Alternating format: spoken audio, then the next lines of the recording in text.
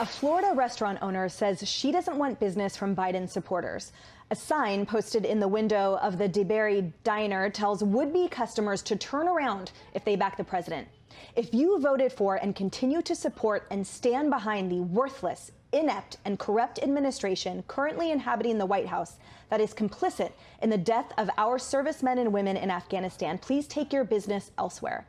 God bless America, and God bless our soldiers. Martha, she means it. Yeah, she does. She has the right to do what she wants. It's her business. But I would just say this. I didn't like it when Trump administration employees were chased out of restaurants or berated while they were eating. She says that she has images of veterans all over her walls and a lot of veterans who died there. So I would hope that maybe if some of those supporters of the president come in, they might learn something from some of the veterans who are sitting next to them. Pete. Yeah, it's a free country for now, and she's expressing a sentiment and speaking for a lot of people. I'm sure you guys have similar. My inbox is full of people saying, where can I give money? Where can I go? What can I do?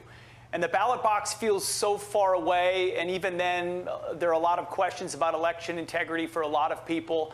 And so there's a lot of dismay, and they don't know where to turn. And ultimately, a statement like that is a guttural scream that I love my country, I love the troops who defend it, and I don't respect those who don't and don't stand by that. So customers can make a choice. And I actually think this will lead to a lot more business for her than those that turn away. That's a great point. Kaylee. Yeah, I totally agree. Look, I think at base, why this just strikes at the heart more so than really any other political issue we've seen in the last few years is because it just simply isn't the American way. We don't leave Americans behind. We don't leave Afghan allies behind. 13 service members lost their lives. There's a lot of emotion. There's a lot of anger, and that's understandable, especially as we learn that President Biden told the Afghan president, whether it's true or not, just say the Taliban is simply not on the move. Paraphrasing the last part there, understandable, the rage of this woman and many others. Laura. Well, this is, it's quite a change, right? Because in the time that we live in, for people to stand up and openly say something against Democratic president or something in favor of the troops, I mean, in this country today, that puts you at risk of being arrested and jailed by the FBI. Because anyone who believes in patriotism is being purged from the U.S. military. They've been purged from DHS and the other agencies. And people they're sitting in prison in solitary confinement in an off-site correctional facility in Washington, D.C. without trial.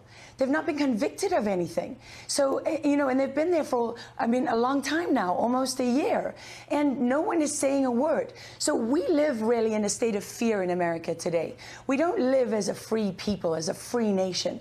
And to have somebody stand up and say this, I'm with Martha, I'd like everybody to be welcome everywhere. But what it says is actually that people now are saying, we're not going to live in fear. And I think it speaks to the fact that this isn't really a Democrat-Republican issue. This is the hill on which all Americans really can fight and die because it does define America. And if American people allow the American government and their leaders to misrepresent them in this way, because the vast majority of Americans do not believe in betraying your allies. They don't believe in getting your own soldiers and Marines killed for no reason. They don't believe in that. And they have to stand up and let their voices be heard and be counted, because you're not going to get this chance again. It's a defining moment. Hi, everyone. I'm Brian Kilmeade. I want you to do me a favor. I want you to click to subscribe to the Fox News YouTube page. This is the only way that I know for sure that you're not going to miss any great commentary, any great news bites, any great interviews coming your way on Fox. You can get it all here on YouTube. So subscribe right now.